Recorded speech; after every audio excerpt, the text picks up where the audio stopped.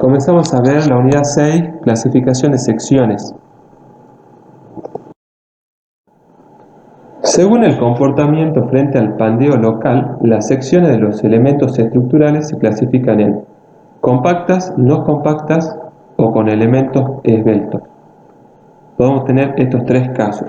Es decir, que nosotros evaluamos las secciones de los elementos estructurales. Agarramos un elemento estructural, vemos la sección transversal del elemento estructural y analizamos la sección transversal. Esa sección transversal dijimos en otras clases anteriores que está compuesta por elementos.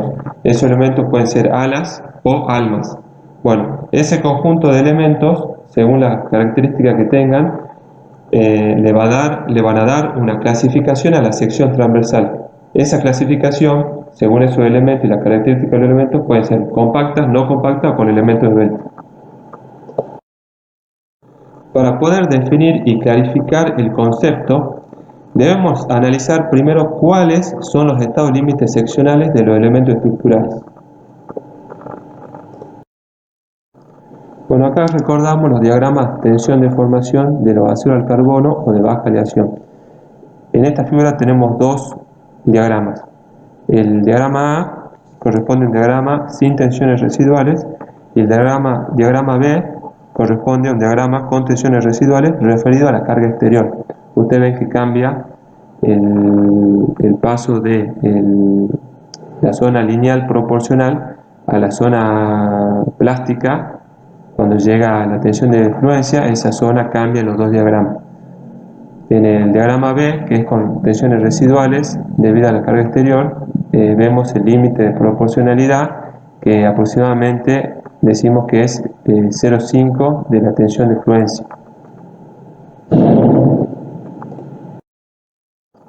Acá vemos el diagrama, pero sería el diagrama teórico, esquemático, que vendría a ser el diagrama A que veíamos recién en la figura anterior, pero más detallada cada parte.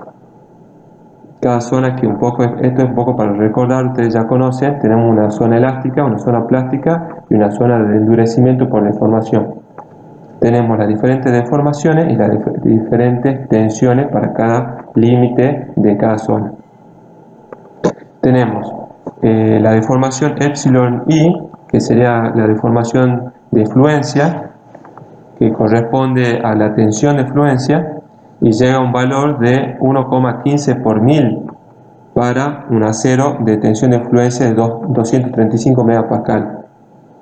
Después tenemos la deformación epsilon p, que sería la deformación al final del periodo plástico, que llega a un valor de 10 a 15 veces epsilon i, es decir, a 1% aproximadamente. Y después tenemos epsilon u, que es la deformación de rotura, que vendría a llegar a un valor de 25%, que equivale a 250 veces el epsilon i, porque decíamos que el epsilon i es 1 por mil aproximadamente, y para llegar al 25% tendremos que multiplicarlo por 250, o sea, son 250 veces el epsilon i. Todos estos valores, para tener una idea de la deformación, son referentes a un acero de la tensión de 235 MPa.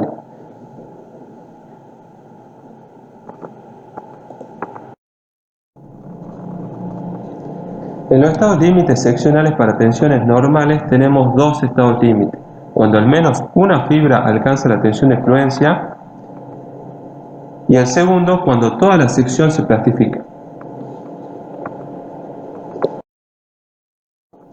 Pasamos a ver entonces el primer estado límite seccional para tensiones normales, que era cuando al menos una fibra alcanza la tensión de fluencia. En este estado límite tenemos tres casos.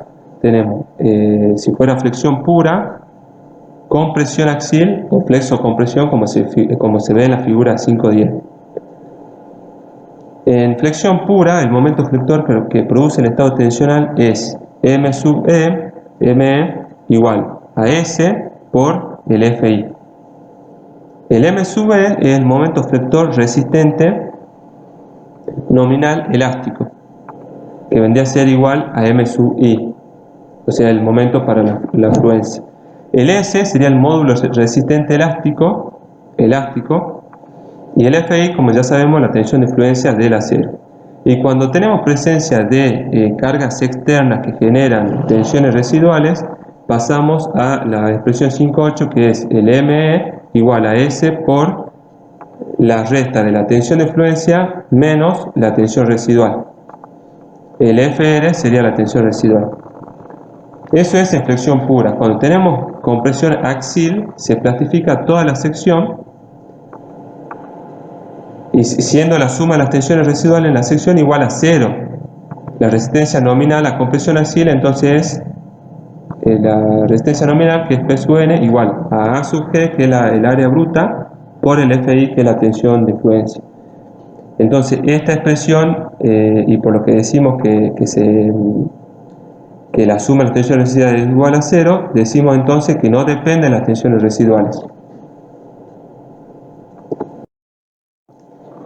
Pasamos a ver entonces el segundo estado de límite seccional para tensiones normales, que decíamos que era cuando toda la sección se plastifica.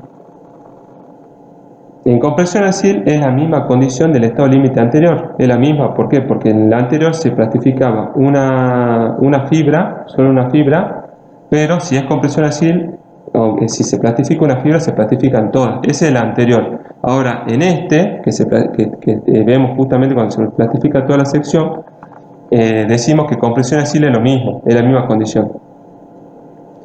Y decimos que para alcanzar la plastificación de la sección basta que sea la deformación, el epsilon m igual al epsilon i, que es la deformación para la fluencia.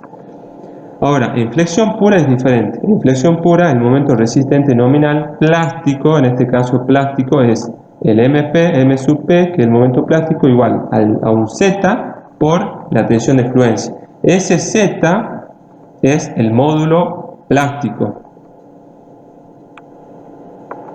Ahí vemos en la figura 5.11 cómo sería para flexión pura, compresión axial, y la suma de las dos, que sería flexocompresión.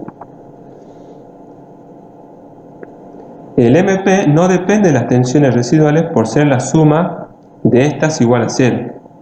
El diagrama de la figura 5.11 A es teórico. El real es como la figura 5.12, la que está en el medio del texto, que está más abajo. Para aproximarse el momento plástico teórico, la sección debe girar y la deformación epsilon sub m es mayor que la deformación de fluencia. Para un x igual a un sexto, resulta que la epsilon m, la deformación m, el epsilon m, es igual a 3 veces la deformación a fluencia. Y el momento plástico real es aproximadamente igual al teórico. Se asume que para alcanzar el momento plástico se debe cumplir que la relación entre la deformación m y la deformación plástica es igual a 3. ¿Sí? O sea que la deformación sub m tiene que ser 3 veces mayor a la deformación de fluencia. Bueno, en la filmina anterior decíamos que el epsilon m, yo menciono mucho el epsilon m, eso si ustedes se vuelven a filminas anteriores es una deformación media en la zona plástica. Eso decíamos que tiene que ser por lo menos 3 veces la deformación de fluencia para que el momento plástico real se aproxime al teórico. Bien, ahora vemos entonces, habíamos dicho que en esta filmina estamos viendo que el Z es el módulo resistente plástico, ¿no? Decíamos que el módulo resistente plástico. O sea que tenemos el módulo resistente elástico por un lado y por otro lado tenemos el módulo resistente plástico, que sería el Z. En general, para secciones simétricas con respecto a un eje, este Z es el doble del momento estático de media sección con respecto a dicho eje baricéntrico. O sea que Z igual a 2Q. Q sería el momento estático. Hay que diferenciar entonces aquí el momento estático, que sería representado con la letra Q en este caso, del momento resistente elástico, que se representa con la letra S. Decimos entonces que la relación Z sobre S, que sería el módulo resistente elástico, se denomina factor de forma. Y bueno, se muestran en esta preliminar algunos valores de esta relación, o sea, del factor de forma, para distintas formas seccionales. Por ejemplo, para un rectángulo sería 1,5, para circular maciza, una sección circular maciza, 1,7. Tubos circulares, 1,2 a 1,4, según la relación de diámetro-espesor. La doble T, 1,12 a 1,20, según relación de áreas de ala, AF, a áreas de alma, AW, y la de triángulo, 2,37. Si el factor de forma es grande, las deformaciones de un elemento flexado en estado de servicio pueden ser grandes y permanentes. Por ello, las especificaciones para la determinación del momento resistente nominal limitan la relación Z sobre S, el factor de forma, a un valor máximo de 1,5.